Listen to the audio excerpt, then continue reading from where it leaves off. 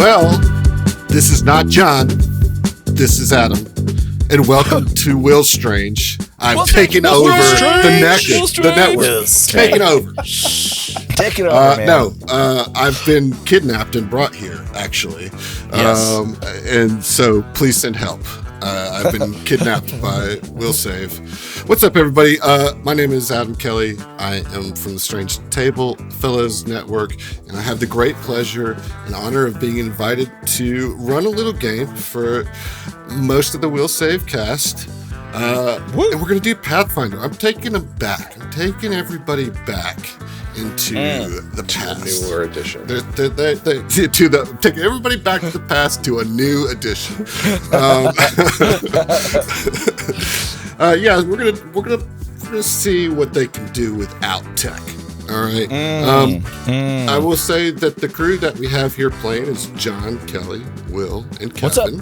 What's up? Vinny, Hello. we miss you, but you're not here, yeah. so You're not here. that's that. Sucks to suck.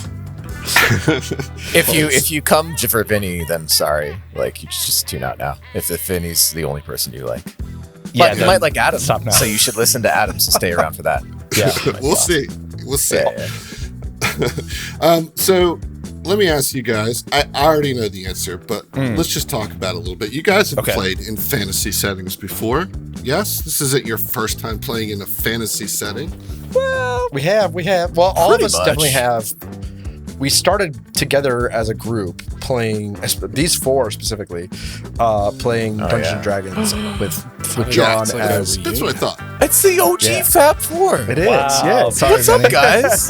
Benny was only a listener at this point. Yeah. Actually, he. Yeah. Yeah. Well, Vinny He wasn't didn't even record. involved. It was, Yeah. Vinny was like a fetus in the Will Save lore. He wasn't born yet. It was just us. That's It often was just how us we hanging refer out to in Will's things. garage and Yeah, that's it. fighting dragons and Drinking stealing beers. stuff. And Drinking the Dragons. sours that Will had Yeah. in abundance Yeah. of. They were so good. Yeah. what was the name of your? You had an owl, right? Was your Barnabas. familiar? Barnabas. Barnabas. Yeah. Oh, it was an owl at one point, and then it turned into a mouse because it could just change. Yeah. Good Yeah. times. So we definitely have some history there. And then I have played Pathfinder 1E. That was actually where I kind of started my role playing.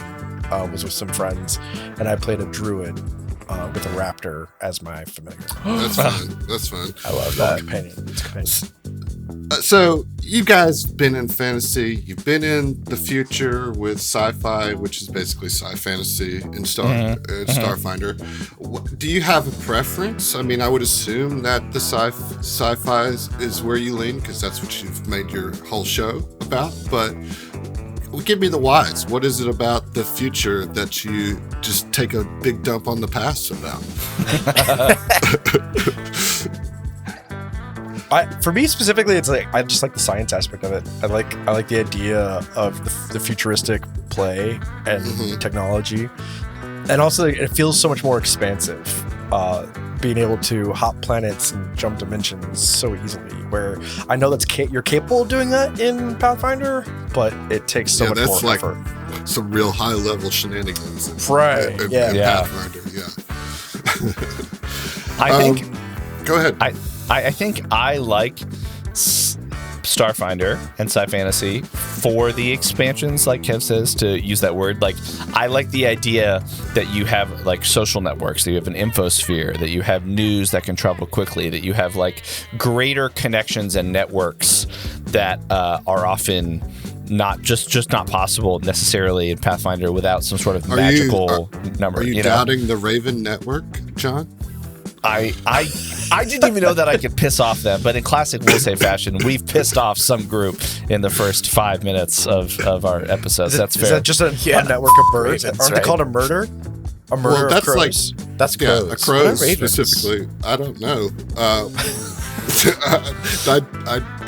I haven't looked at a biology book in quite some time. Kelly's looking. Yeah, being it's said- called an unkindness. An Yes, unkindness. and unkindness. Well, That's then they right. fucking deserve it. Okay, but I didn't Do know you had not Baltimore piss in Pathfinder. The Ravens. Don't actually piss off Ravens. Yeah, that's bad. They remember. I do like general fantasy though for that same restriction. I like that to send a message, you are writing down usually something, unless it's telepathic or magical, right? It's like like things are much more analog, and I do miss that because I think it puts some constraints in storytelling that you just don't get. So I like it from the storytelling aspect. The two. I think I prefer science fantasy more because there's more that you can do, but I do miss the analog ways of general fantasy. What about you, Will? You jump through time as a hobby. You know, which time? It's do all you the prefer? to me. It's all the same. Yeah. Yeah. It's all just cycles of the same you know? Yeah. Time's a flat circle. Can you just like be in the prehistoric and just send a text anyway? I'm Does it already sell there. Towers? I'm there right now. You're there now. Yeah, that's true. Well, all right.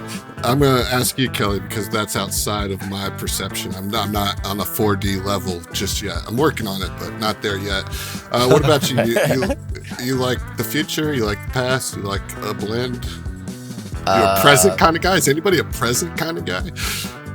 No, Well, I want to be maybe. somewhere else. Yeah, fair. I mean, like, I've only played a little bit of 5e before doing Starfinder, and then like I had never played Pathfinder before, but Starfinder is where I have the bulk of my experience, and for that reason, I really like it. And it was mentioned earlier, the scale is awesome. So Yeah. I like it. Yeah. The thing is that the right answer is always going to be science fantasy because science fantasy includes fantasy. So like you just get more with science fantasy. Now that being said, what like John was alluding to, one of the interesting things about playing in a less technological world is the difficulties that present itself with that. You know, travel all of a sudden becomes a more serious issue. Communication's a more serious issue. I think it puts a different kind of suspense and pressure on situations. And it's just classic. It's fun to just kind of do some of the classic stuff. It is. But the question is then that I have for you, this follow-up question to all of you guys preferring science fiction. It's part and 2. Playing Starfinder. Why did you ask me to come run you through a Pathfinder 2e game? I asked that somewhat in jest, but also for the listeners, what is this whole thing about? Why are we doing this? For me, I think one of the biggest things is like I want to get into Starfinder 2e. I just don't think we're definitely not ready to leave Threefold Conspiracy, and we're not going to convert Threefold Conspiracy into a 2e adventure. Right. So we didn't want to just jump into another Starfinder 2e game or into a Starfinder 2e game, but That would be way too confusing. Yeah. But you know, one of the best things about Starfinder 2e and Pathfinder 2e, especially according to Finder, is that they are cross-compatible. That's Finder's Finder's opinion favorite on thing about it. Yeah. Yeah. So the idea was like, well, we're gonna play Pathfinder, but we're gonna be learning 2e. Yeah, you're learning the structure of 2e in the thing. My question more so is like, why aren't you guys recording more Threefold Conspiracy so I can know what happens next? That's really the question that I'm asking you specifically, John. Why? Wow. Because I'm here to do this. Like I feel really put we're on about the to have spot. a lot of fun playing some Pathfinder 2e. Yeah, But it's I gonna have to kick ask ass. you, why are you not giving me more Threefold Conspiracy? That's the question. That's like a lot of people's question. Do I? Some people are really missing it. I but mean, they're gonna I'm like also this, though. missing it. I am prepping. Things are moving forward. So You act like It's coming there's back a soon. complex plot that you have to sort out. and I forget that it's all by the book. It's so all by the book. straightforward, dude. Like, It's what are you so straightforward. dwelling on? It's the most linear AP that there is. It's wild that the writers pulled Will and Kelly and Kevin and Venny as they were writing it, so that way their character stories fit seamlessly in. So again, I can just run it as is. I am truly, though, actually really excited to play Pathfinder 2e because I also think it's nice to live in this Pathfinder world, because it does inform your understanding of Starfinder. Truly, I think because they do that exist does, in the same timeline or whatever. Yeah, so like lore, culture, deities, things like that are mentioned and learned here. You know, maybe they have connections in Threefold. Sure. And in Starfinder 2e. Well, you know, I'm glad to be here because if you guys listeners don't know, Will Save and Strange Table Fellows have become good podcast friends over the last couple of years. And this just further continues that. You know, it's an opportunity for us to play some games together. To show you guys some 2E, which is a system that I really do like a lot and I'm anxious to get to. I'm not going to convert our show either to 2E, but man, I want to get through it so we can play some 2E. So on that note, can you share? Can you give all the listeners a shout out of the Strange Table Fellows all 6 network? shows that you guys have going? Yeah, the STF network. You don't know. Will waste all of your time.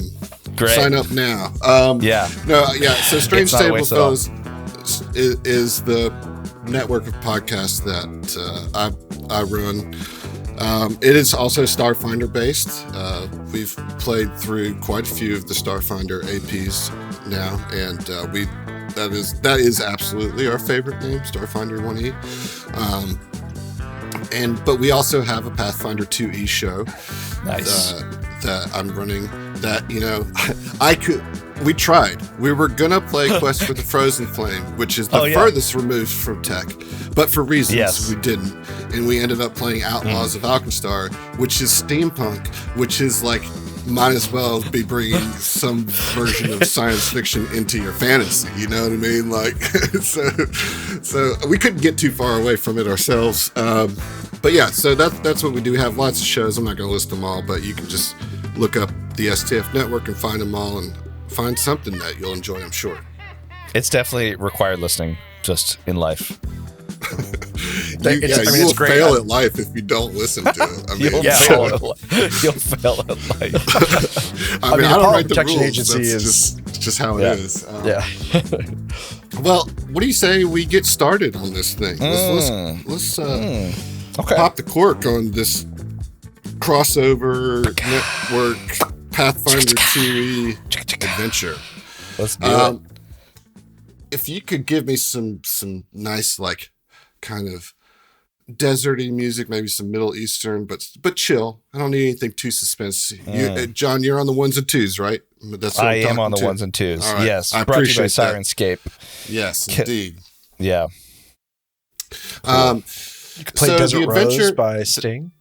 The adventure that we're going to play, we're actually going to play 2 adventures and tie them together. But the first one that we're going to play is called Foundation's Price by Letterio Mamaliti. That is a very cool name, and one that I've never seen before. This is part of the 3rd season of Pathfinder 2E's Society Play or Organized Play, which are small adventures that are meant to be played at your local store or conventions that tell a kind of a longer meta story over the season. I picked 2 adventures that are closely related, that kind of are their own mini arc. And so the first one here is Foundation's Price. Good choice on the music. Let's get this going. So how this is going to start is that you guys are on a road heading to Sedeq in Qadira, which is a desert biome, but it is a bustling city that is built over, ancient civilizations, but it is now like a full functioning trade city. And I think Sedeq might be the capital. If not, it's certainly one of the major cities. And you've been sent there by the venture captain of the Pathfinder Society, Ambrose Valson. And he is a venture captain in the Grand Lodge in Absalom. Ooh. So you guys are all, So you guys are all part of the Pathfinder Society, which is basically just a organized adventuring society in Galarian. You are adventurers for hire, but typically good. You know, we're trying to be benevolent and help Galarian, but it's like, think Indiana Jones. He would definitely be a Pathfinder, right? There's a lot of like archaeology and anthropology involved in it, of just exploration is a big part of it, but then like, you know, exploring with a good sense of morality, you know, so you're not like being a colonialist, for instance. Like that's not a good way to explore. In case you guys didn't know, that not really that great. Not trying to bring artifacts back to the Absalom Museum. Yeah, I mean that's where Indiana Jones kind of got it wrong, you know, like, but you know, it was a different time then, I guess. I don't know. Here we go. So this is the letter that was sent or that was given to you guys. I'm going to show you, but I will read it aloud. Okay. Field agents. After the defeat of Corvius Van, a cruel genie binder, the society was granted permission to open a new lodge in Sedeq. A group of Pathfinders was sent to prepare the new lodge for opening, but has disappeared without a trace. All we know is the building stands abandoned. I am sending you to discover the reason for this unusual silence.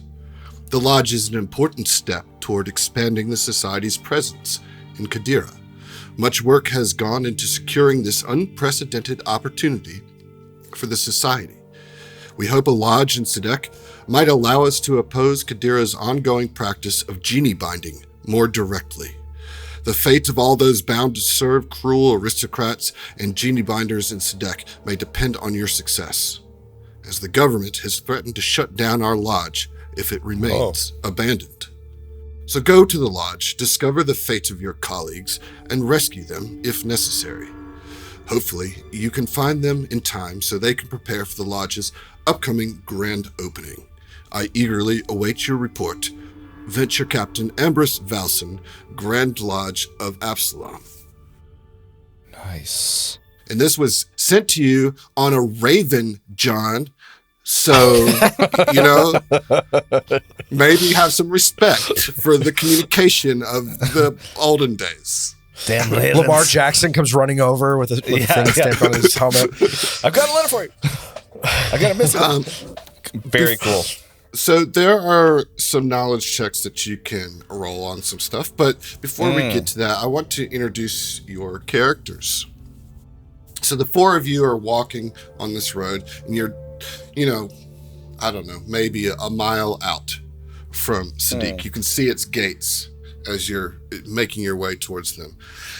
There's four of you, and let's start with John, because he doesn't get to play as much. So I'm going to start with you because you're a player to this time around. John, who do we see flanking the left side of this group?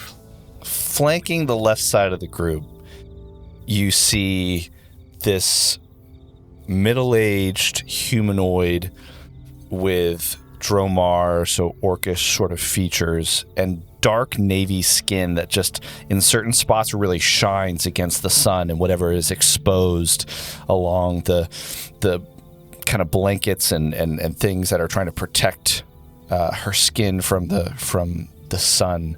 Her overall look is that she's kind of been worn down a little by like a lot of hard work. Her shorter hair has streaks of gray. She's probably in her late 40s or so. And just a thick build of arms and legs and purplish red armor that covers chainmail, that covers all of her skins. And there's just a sense that she is like noticing everything that is going on around her, including the behavior of her fellow colleagues. You are looking at Tashi Chainbreaker. Nice. So, Tashi, if that is your real name,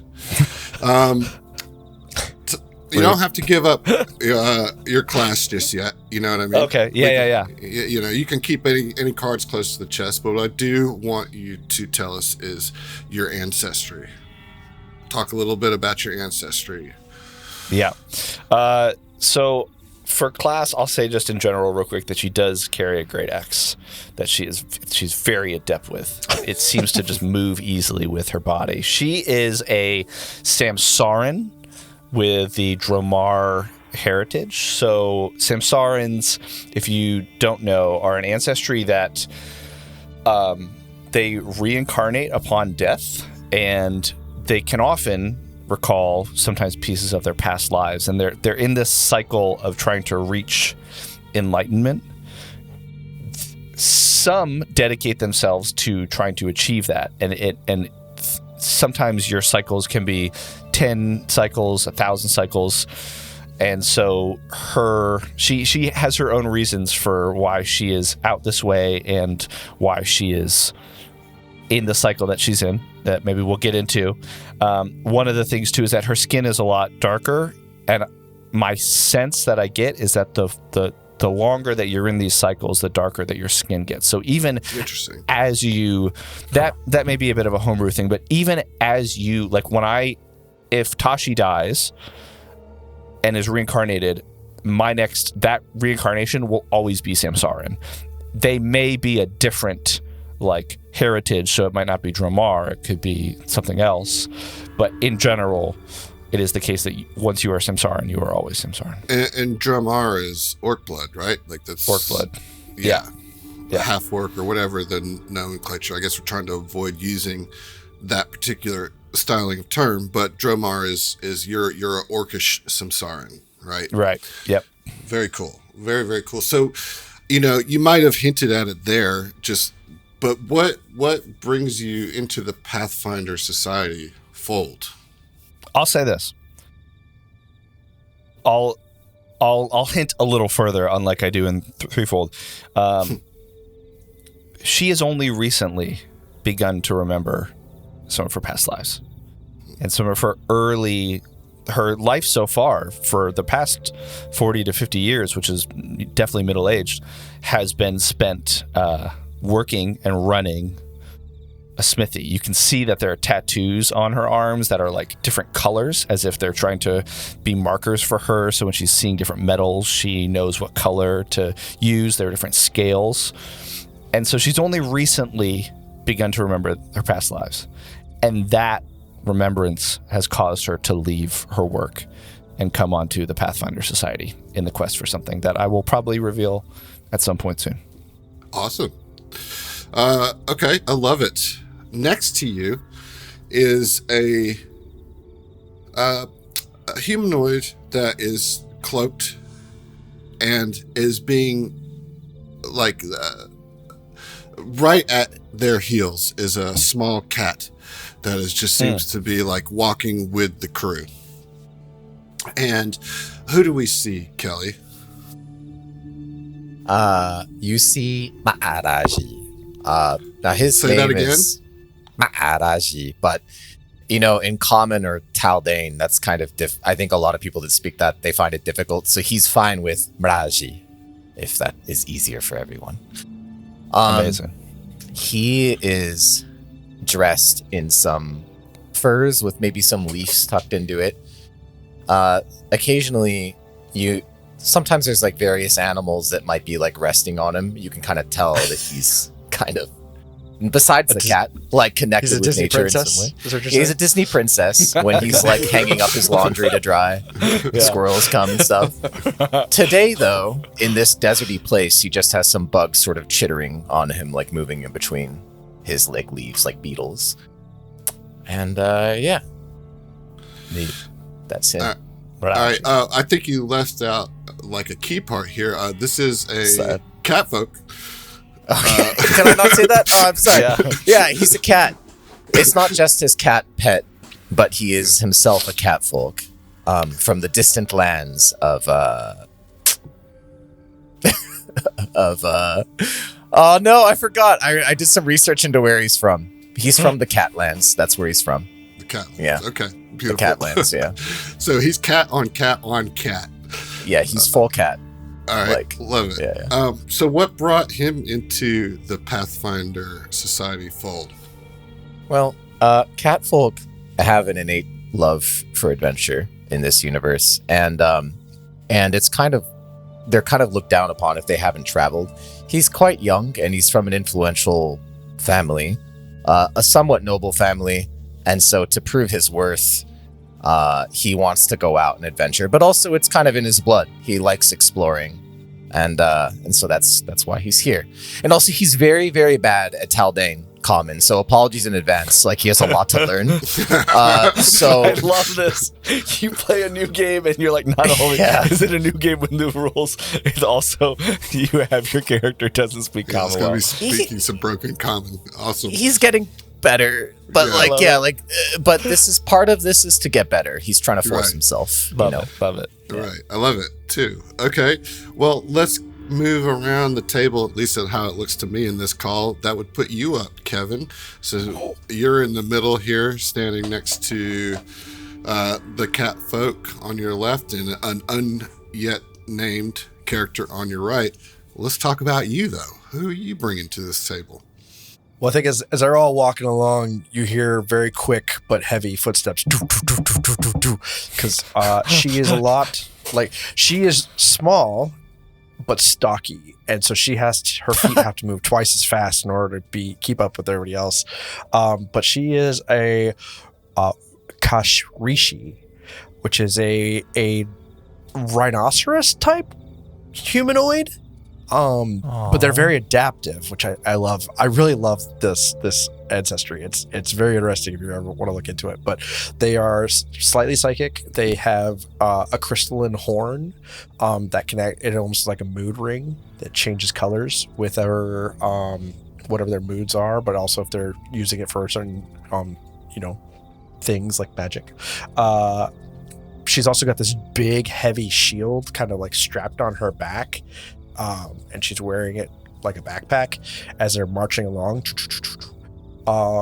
She's got like pale bluish skin, and she's just a very sweet little rhino person. Yeah, but she goes by the name of Shellback, because in their culture, they actually have a psychic kind of signature that they recognize each other. But when they're out in society, they kind of just take on a term or a name, a very simple name based off of their personalities. And for her, having that big shield on her back, that they call her Shellback. Yeah, I think that's about it. She comes from her tribe is in the wilderness right outside of Absalom, and for her culture, for her tribe specifically, when they reach a certain age, they join the Pathfinders as kind of like a rite of passage. They get conscripted in, and they have to serve so many years as just a prideful thing because they were discovered by the Pathfinders, and for that fact they benefit from the Pathfinders, and so they want to give back to that society as well. So they're very giving, very accepting and giving culture, and they remind me a lot of Skidamanders. Okay. Yeah. Awesome.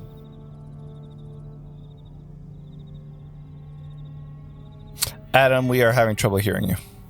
That would be because my mic is muted. I pulled an STF John just now. Oh, wow. John. Wow. Don't tell him, but you should definitely tell him. Shots fired. Yeah, right. Hasn't even started. So, yeah, what I was saying is that when Kevin first brought this character to me, I had never heard of this ancestry. That was completely unknown to me, and I love it. It's such a fun one, and there's so many that you can choose from. But yeah, I had never seen one. I had to look it up. I was like, "What is this?" And then the picture came up. I was like, "Oh my god, these things are crazy! That's awesome." They're so cute. They are. Yeah, they're fun. I love that they look like massive muscular rhinoceroses. Yeah, but then they're actually small. So which is just hilarious to me. It's like small soldiers, Right. Small soldiers, classic. So what brought Shell into the Pathfinder Society? Like I was saying, she joined Pathfinder when she turned. Oh, right. That's because part of the 18 or rite of 19. passage. Absolutely. Yeah. But she's kind of stuck around longer than most would. I think of her society, you'd do a couple years, but she's actually stuck around a little bit longer. She's taken to it. Yeah. Nice. She likes it. You know? All right, great. Well, that brings us all the way around to you, Mr. Garrett. How would you like to describe your character?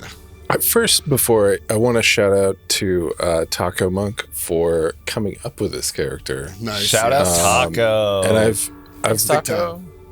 really enjoyed coming up with who you see before you is a goblin of Iron Gut heritage.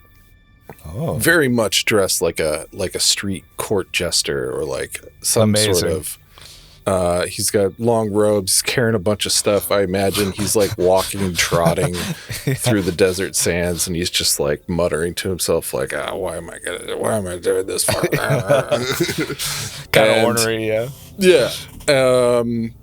And yeah, he's kind of like a comedian, court jester, charlatan type Love figure. Love it. Who joined the Starfinder Society to get gigs.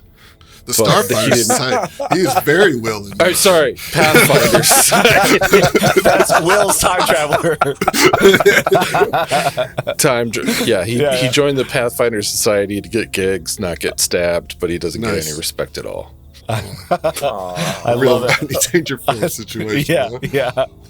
I love this. Is like you were telling us about your game where you were a kobold with a bunch of dragons, where you're like the little one to the three bigs. Yeah. This is the opposite. It's John's character is the largest, and the rest of us are small, kind of teetering behind him. Yeah. I also like the idea that wait, you didn't say what your character's name was, Will. Oh, Phiblethrop Dextronius Billiams, but he goes by Fibble. Fibble. I like the idea that Fibble just like is walking and they're like you know, there's like noises occurring. Yeah. Fibble. So good. I feel like maybe there's like kind of a little animosity between Whisk and Fib. Like Whisk kind of maybe fucks with Fib a little bit, annoys Fib a little bit, just kind of like. Have we introduced Whisk? Well, Whisk is my cat. That's the name of the. Careful, I'll eat you. Or They don't call me Iron Gut for nothing. Whisk, come back, Whisk. No. Mraji apologizes. Yeah, so we have these 4 adventurers, these 4 members of the Pathfinder Society approaching Sedeq, and there was a lot of things in that letter that we can do some recall knowledges on. Let's get our first dice rolls of this adventure. Dice rolls. So this is going to be basically about genie binding. If you want to have a better understanding of what that is and why it's such a practice that the Pathfinders are against. Okay. So, for everyone at home, we are using Foundry, and Adam and STF are very skilled at Foundry, so you might hear a little bit of questions or things about. I think I'm as untrained in pause. recalling knowledge. No, you can do it. What is your lore on your skills? My skill lore? Yeah, it's going to be under your proficiencies tab. You'll have all your core skills. Underworld lore. Yeah, so you can roll with that if you would like. So you can roll the recall knowledge, and it'll give me all of them. All the ones that are appropriate. So you can just click. So if we click something that's not appropriate, like athletics, it won't show you? Like if you click recall knowledge, it rolls all of the knowledge skills and gives me all of them, and I pick the ones that are relevant. nice. Wait, where's the recall knowledge button? I see the lore skills. So It's in if the you macros. use the macro. The macros. Recall, reposition, recall so- knowledge. So Tashi, I don't need a plane of metal lore for I know. this particular thing. I know. It's all Where's good. recall? It's all good. All right. I just did Can it. does the recall knowledge use your lore skill if it's That's what I applicable? thought. It was. Yes, it gives me all of it. Got Okay. it. Cool. But you had yourself targeted. Can you untarget yourself and re-roll that shell back? Because you were doing a knowledge check on yourself, which you critically failed, by the way. So you don't know anything about yourself. I don't know anything. Yeah. All right. Well, it targets me every time I open my. Okay, hold on. I gotta untarget. Yeah. Okay. And then I open my thing. Oh no! I just. Sorry. Give me a second. It's all right. We're learning here. We're learning. I know. We are. It's not even we that. are It's just learning. like my brain's just like. How's that? Is that better? That did the thing. Thank you. Yes. Okay. All right. So let's go through here. It does give me a lot of rolls to sort through. So give me one moment. All right. So Fib and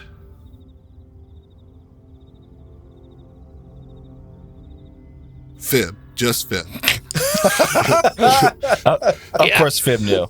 Yeah. So wait, question. So when I hit recall knowledge, does it roll individually for all the different things that are It gave applicable? me a table of rolls for Arcana, Crafting, Medicine, Nature, Occultism, Religion, Society, and then your lores. I'm And just so it curious, roll- does a macro as an individual roll, or is it one roll and then applies the bonuses for each? Yes. One Yes. roll and And applies then the he bonus. decides what bonuses to apply based on the Got it. Okay. knowledge Yeah, that or which he skill has. to use. Yeah. Okay. Got it. And so That- only one That's of what you. makes sense. Correct. And so only one of you has the appropriate lore, which is Yep. the underworld lore, which is what you use to succeed at this, Fib. Yeah. So your knowledge of the underworld and criminality and everything gives you the understanding that genie binding is not great. Genies are particularly prized by the nobility of Sedeq. Wish-granting genies from bottled gin to amber-encased shaitans command an exorbitant price in Qadira's markets. Binding these incredibly powerful creatures is a sign of great power in Qadira. So this is something that's being used by the nobility or the 1% or the rich. You know what I mean? So yeah, that's what you're kind of here to try to help get a foothold in the city as a Pathfinder society with this abandoned lodge to start building some influence to try to like get some reforms around genie binding. And I can't really ask more questions about that because I don't know. I mean, right? you as That's kind John can, sure. If there's something you want to follow up.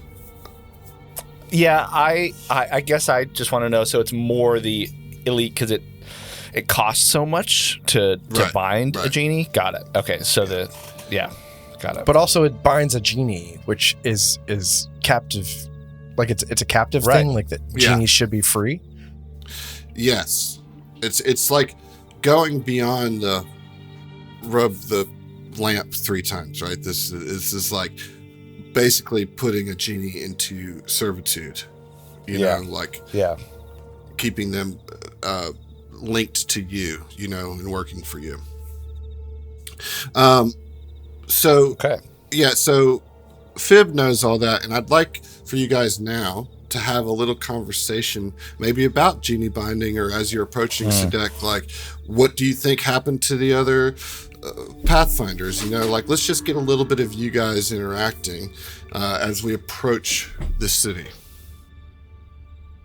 So, did any of you find out exactly what happened? Were there any rumors that you heard about what happened to the other party at all? Because I asked everyone that I could, and I didn't hear anything.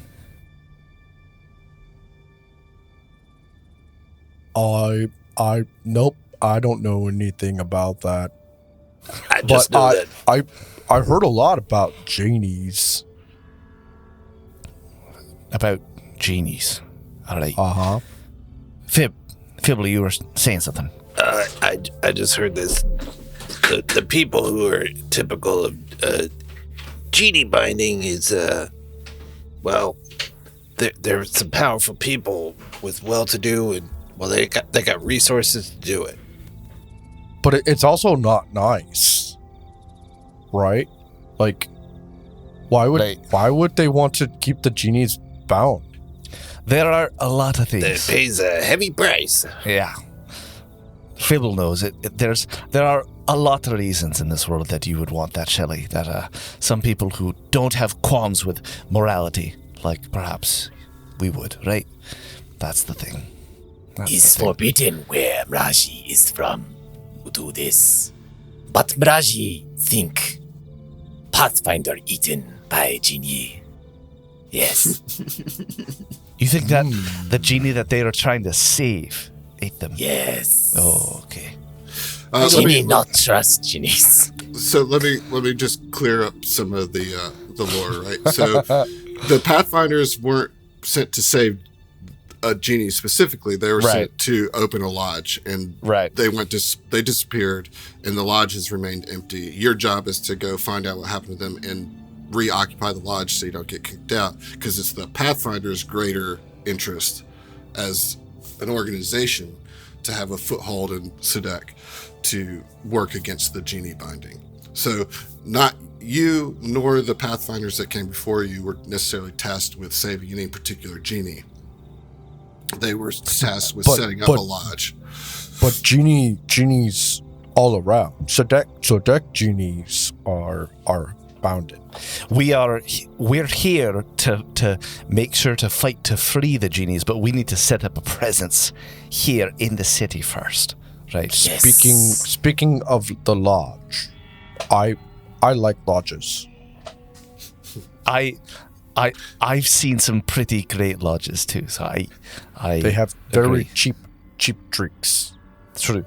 That's very true. That's very true. We will get a drink. The city's right there, so as soon as we're in, first, well, to be fair, we should probably first go to see the lodge, because the sooner that it sits abandoned, the Sedeq is going to shut down, and we're going to lose any possibility of any chance to be here. So I think if we keep things clear, looking at Shelly, first thing, lodge, then drinks.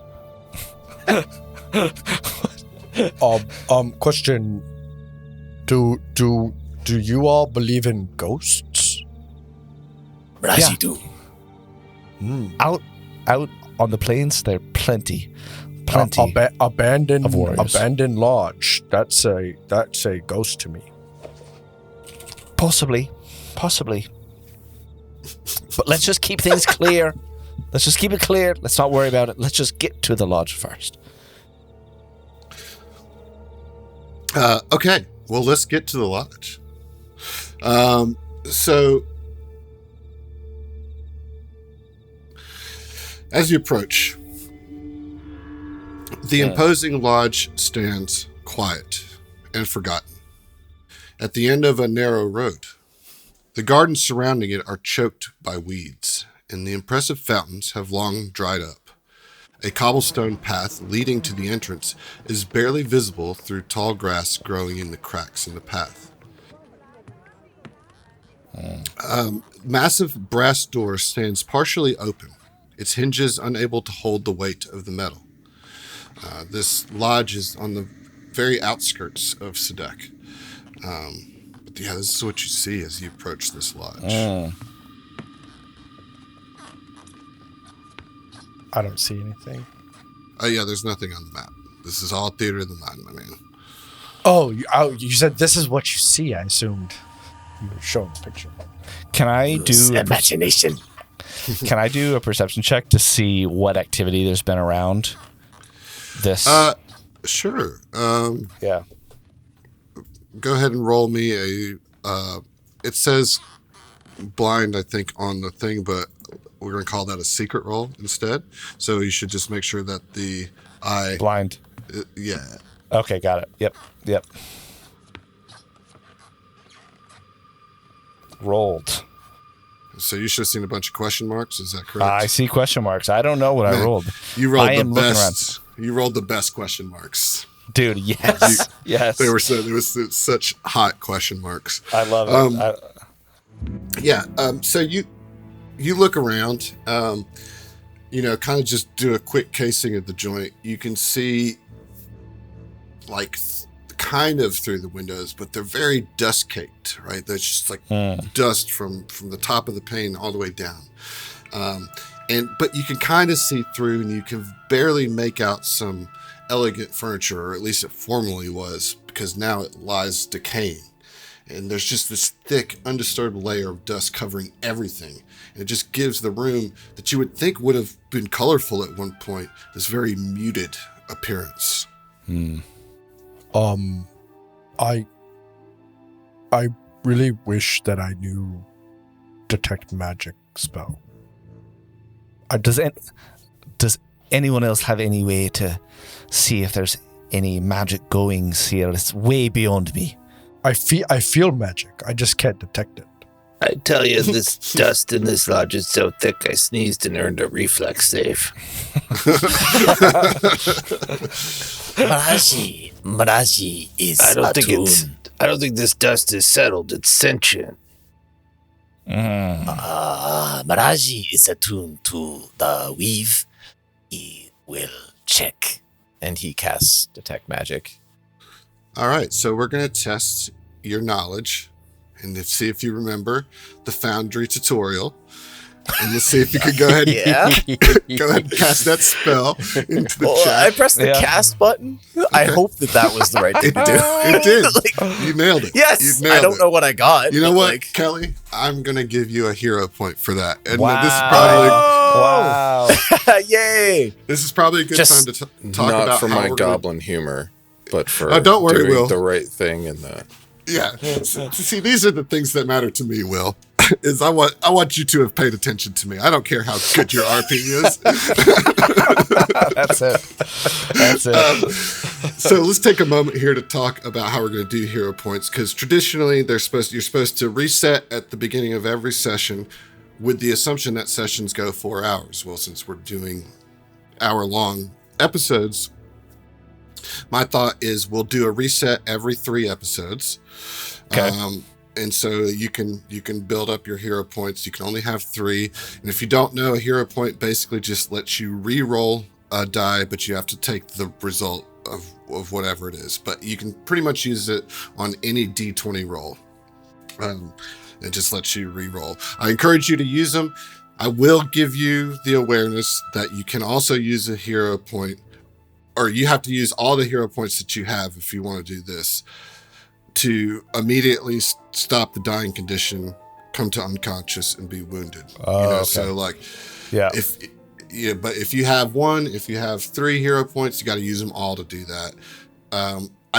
The game is more fun when you use them on skill checks, just because oftentimes you'll find oh man, I really wanted to succeed at this thing I'm supposed to be good at. And then you re-roll and you roll a 1 and it's even worse. And it's just the best thing ever.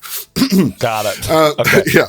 I think that's one of the biggest differences between Starfinder 1E and 2E is the levels of accomplishment with the skill. Yeah, we'll get into that. Yeah, there's stages of success, right? There's 4 degrees of success: critical success, failure, and critical failure. And we already hit it once because you told Fibble that he got a success, and I noted that he didn't get a critical success. Right. So there was more information that he could have gained if he rolled just potentially, a little bit better. If he had done better. This is why you don't get hero points, because you're just not rolling well enough, Will. I know. In real life. I just need you to roll better. All right. I just want to get this lodge open so I can try out some new material. Nice. So yeah, you guys have seen the lodge is very clearly abandoned, and Mraji has cast Detect Magic. Detect Magic works a little different in 2E than it does than traditional D20 games that you might have played before. You just send out a pulse that registers the presence of magic. You receive no information beyond the presence or absence of magic. So, this is not heightened, so you don't get more information than that. So what I can tell you is that you do detect magic emanating from inside the building, but that's it. That's all you get to know. Okay. Mraji also wants to, because he has now like warfare lore. Could he see if there was like a scuffle here or something like that? Yeah, I don't need you to roll for that. You just, using your eyes, it doesn't look like anything has been through here in quite some time. The dust doesn't seem disturbed anywhere. What do you feel, Mraji? What does he feel again? There is magic, right? But There it's just is. faint. Yes. Mraji can sense a, you say, the smidgen of magic, yes. Somewhere, but exactly where, he does not know. All right. Shellback's quiet, and she's like just looking at you, but you see her horn shifting colors, and it shifts from like a blue to a yellow, because she's very aware of magic, but most magic scares her, unless she's like certain of it. I don't see a reason why we can't just step in, and unless there's magic on this door, then I think we just enter the door. Yeah, and as I said, the door is like kind of partially open already. Yeah. Hanging on its own weight, So yeah, if you guys are gonna go in, is that the? At that point, Shellback's gonna undo her shield from her back and put it on her arm. Okay. And then she'll go. I'll go first. Are you preparing for a fight, Shelly? I'm preparing to shield myself. All right. I'll push it, and you go through. All right. Okay, so we get this set up where Tashi is using her strength to just, push this big metal door open. Yeah. And that gives you the egress to get in, and you step in, and you hear, but you don't see anything. All of you, come in, please. Tell your friends to come in. All right. Can I roll You can an put that shield down. occultism? I mean, you no harm. No, can I roll an arcana for this? Sure. Yes. Yeah. I got a 16 on the die for a total of 23.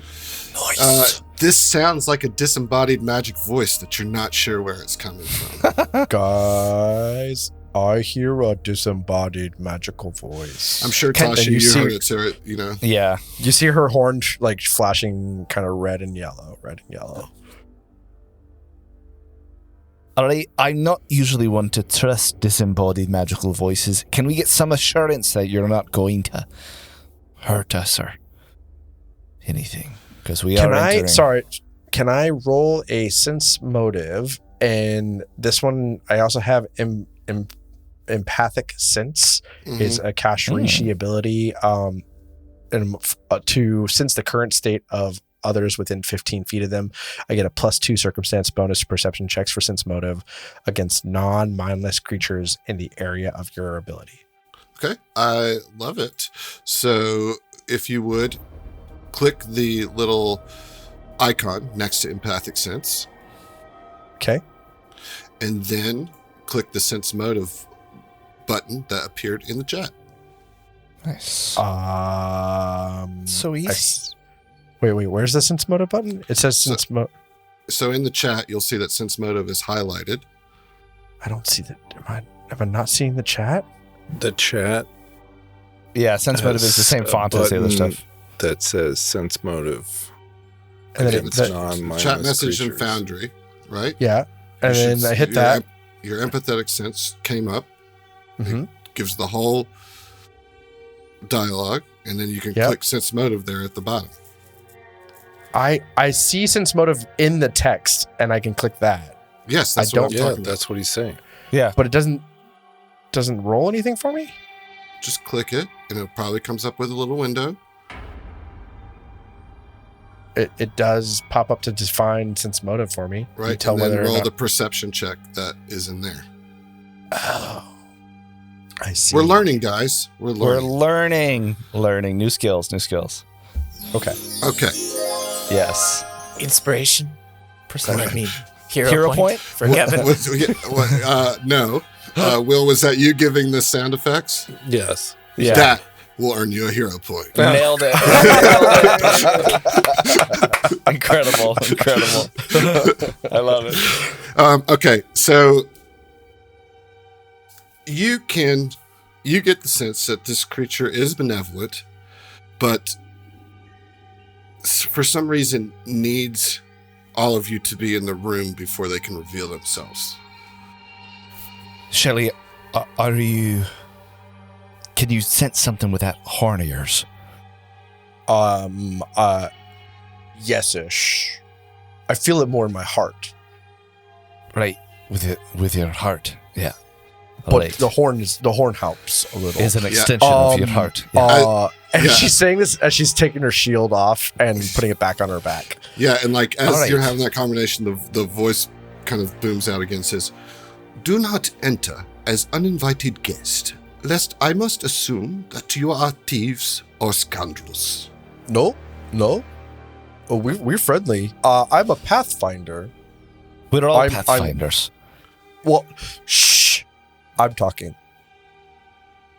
Shh. Let Shelly. I am a Pathfinder. My friends are also Pathfinders. Are you invite us in? Yes. Guys, come. All right. Come. Tashi steps in. And so push the door wide open. Yeah, we so all- you guys all go in. Tashi Does holds the anybody door. not come in? Everybody Kelly? good? Yes, I'm coming in. Okay, good. I don't want anyone to think I wouldn't. Uh-huh. He lets Because everybody go in and then closes the door and says, "I got you guys from out here." Yeah. I'm good. This one will protect from here. All right.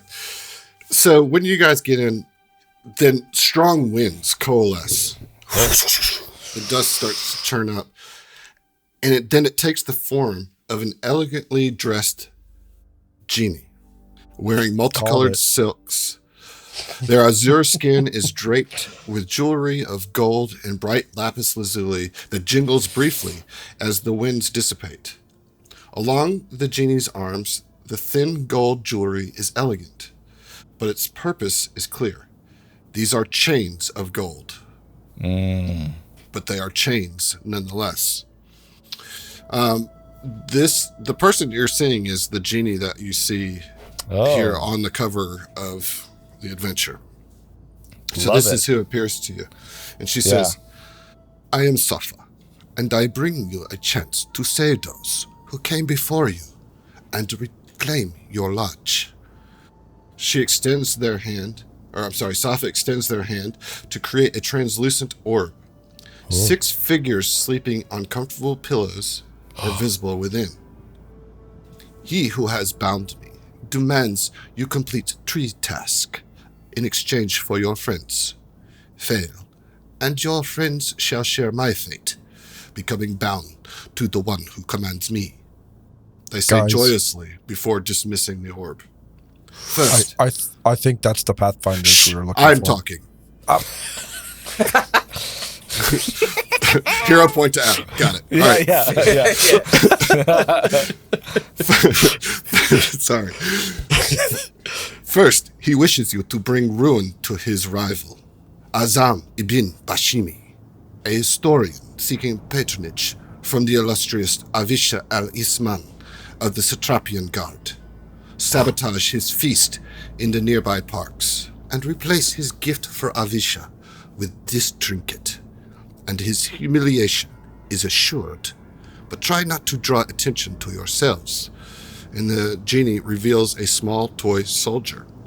Second, he demands you acquire a brass stopper, a silver chain, and a cold iron container from the overmarket.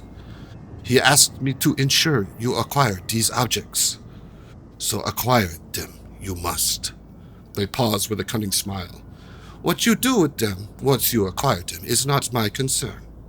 But I urge you to seek Raha Sahul, so that the purpose of these objects may become clear and you can make the right choice. Safa creates a small glass orb filled with moving smoke resembling a brewing storm. This valuable bauble may help you in your trades, but a kind heart or a sharp wit may help you more. Lastly, he demands that you punish the hobgoblins of Iron Ring for defying his will. Slay Tadru, the captain of the Swift Hunters.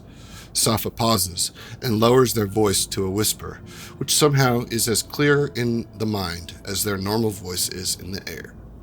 There are those on board the ship I hope you can free from imprisonment. Find Zoha, an Undine walking in Cernray's light, and ask for his help to board the ship, which is undergoing repairs. Free the ship's captives and prove that the Pathfinder Society has sympathy for those sharing my fate. Then, once they are free, burn the ship.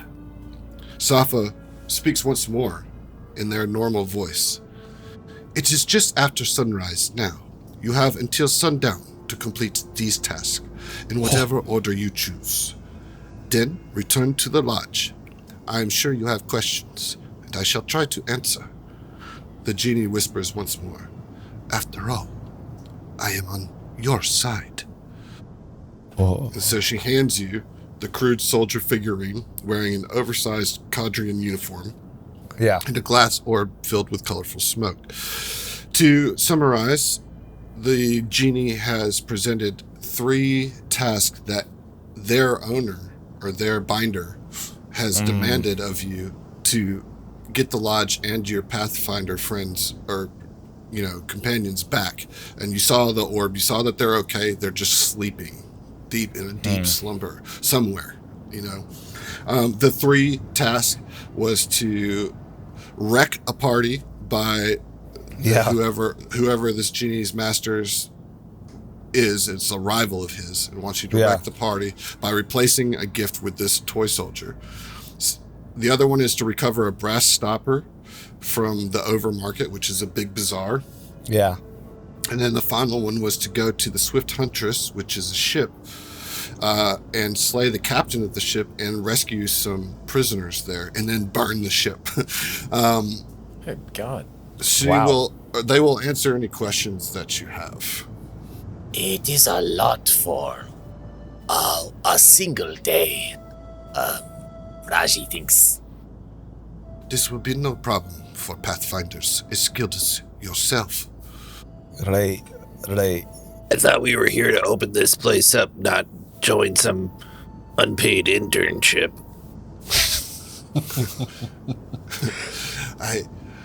I understand that is what you hoped, but this lodge has been claimed by a very powerful genie binder, and if he commands me to, my powers are at his disposal, and I imagine if these tasks are not complete, he will use all of my terrible power against you. Or at least take this lodge down to the ground, one of the two, depending on his mood. Is she embodied? Yes. We can see her, right? So Shelly kind of like creeps up towards her and whispers at her like, your shackles, can we help you take them off? She looks at you like with the slightest hint of frustration. She says, no, the best you can do is help me to do these tasks. And she's like really looking deep into you, and like that last line, to help me do these tasks, you hear just in your head, not out loud. All of you do. Right. As that happens, her horn kind of shifts colors from like pink to purple and then to white as like an acceptance. And she just nods. I think I understand the best way that we can help ourselves and help you. Do you And have our any questions? There's a ton of questions. But Can one of these tasks be like an eating contest? Because I'm good at that. Well, one of the tasks is a feast, so perhaps you could start one there. That is up to you. Right. Wait, which one was the feast? The first one. Go to the feast, wreck the party. Right, so that drink, Shelly, that we were talking about. I can get that. Never mind. Sorry. Yeah, right. I think we'll get that drink at that party first. So, can I ask, so where are the ones who came before us? They are in my domain, unaware of the passage of time. Right. I have done them no harm, and I intend to free them once the tasks are complete. Guys, I'm worried. Their team had 6 and they didn't make it. Right. There's We're only 4 strong, of us. Well, Okay. good luck. We're doomed.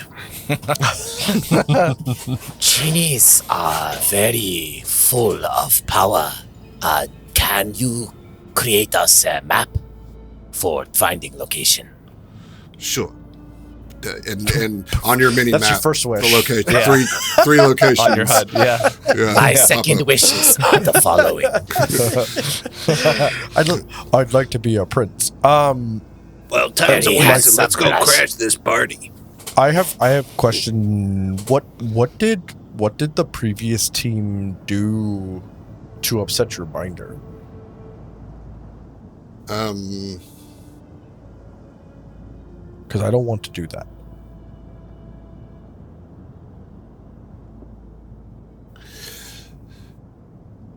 They got on the wrong side of my master.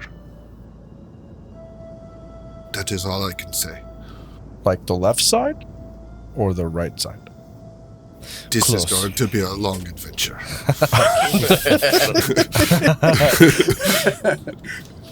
Right. And Safa, thank you for helping us.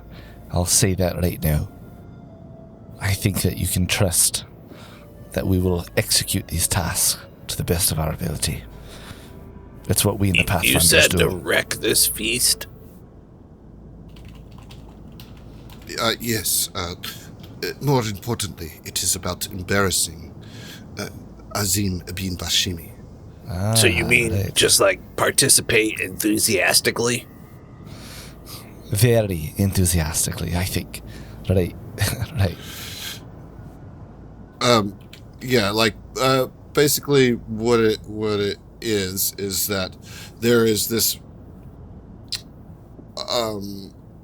very illustrious, like, high-ranking guard member, and this Azam is trying to get patronage from them, right?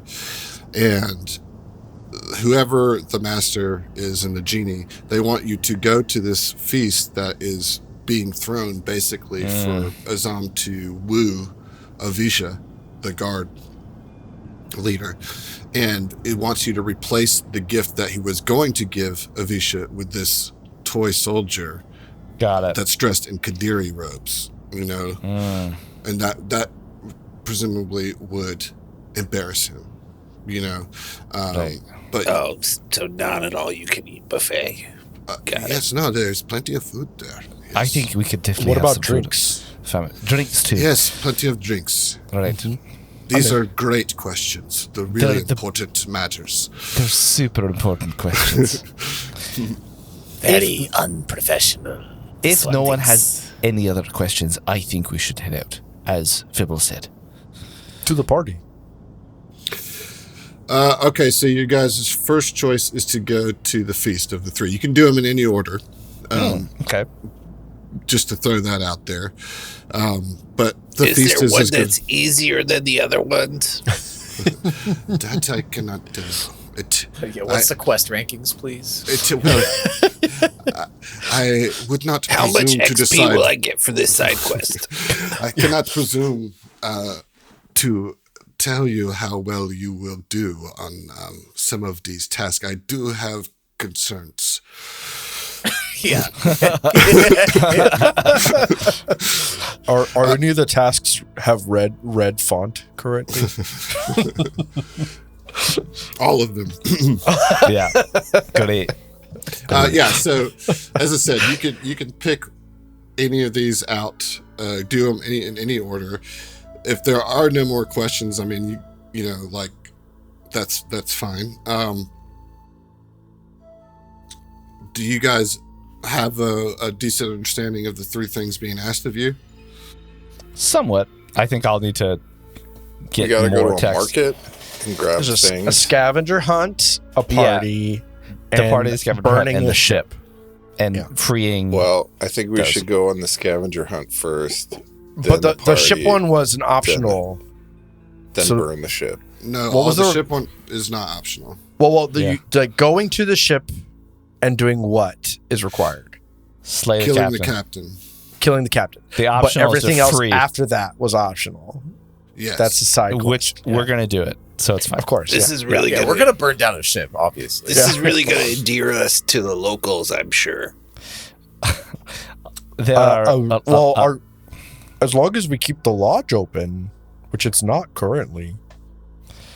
right. We'll have to figure out some of the political strings later. Not my forte. So let's decide. Wait, question. Which one we're gonna go question. first? Of course. Does your binder live in the lodge, or just you live lodge?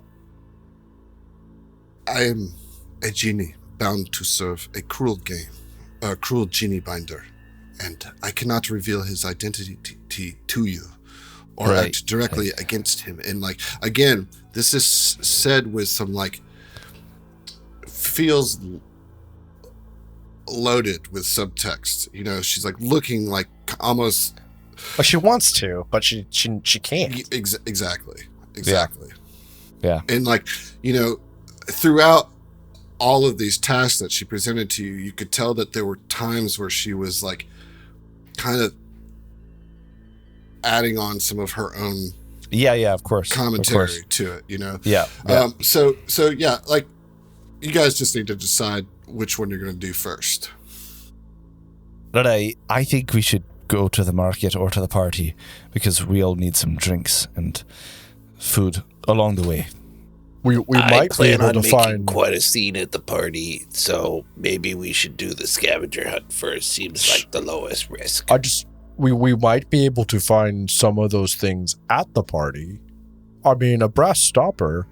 No, it's specifically at the overmarket. All the items are Right, at the overmarket. right. Everything's Yeah. Right. Yeah. disregard. Like, All right. I'll read it again, and not an accent, so you can just like, No, you're Get good. in You're there. good. I'm looking at this list of things. Like, I think we can find a silver chain at a party. Like, yeah. It was the brass stopper, the silver chain, and what else? So a brass stopper, a silver chain, and a cold iron container from the Cold iron overmarket. container. And they from gave- that was a specific part. Of Yeah. it. From, Yes. And from then- okay. Yeah, and then she gave you a small glass orb filled with moving smoke to help maybe in those trades, you know. Got it. Mraji thinks scavenger hunt market good first and last for last is ship and then we drink when we set fire. Very fun time. But parties for a set Party time. middle, yeah, middle. What time is the party? Right. Whenever you want it to be. Perfect. Okay. Perfect. Right. Party last. All right, so I'm Let's go to the collecting overmarket. that we're going to do to the overmarket first. Yes. To the All right. overmarket. Yeah, so you've been presented with some tasks by this genie who is under a binding from some cruel genie binder. You know, and you're going to go do the first of 3 tasks. And I'm really excited to see how that goes, but we'll see you because that's our game. Oh, we'll See, I combined them. I combined them. We'll see ya because that's our game. That was great. Wow. Thank you so much, Adam, for hosting. Thank you, Adam. Yeah, it's going to be Thank you, fun, Adam. guys. Yeah, dude.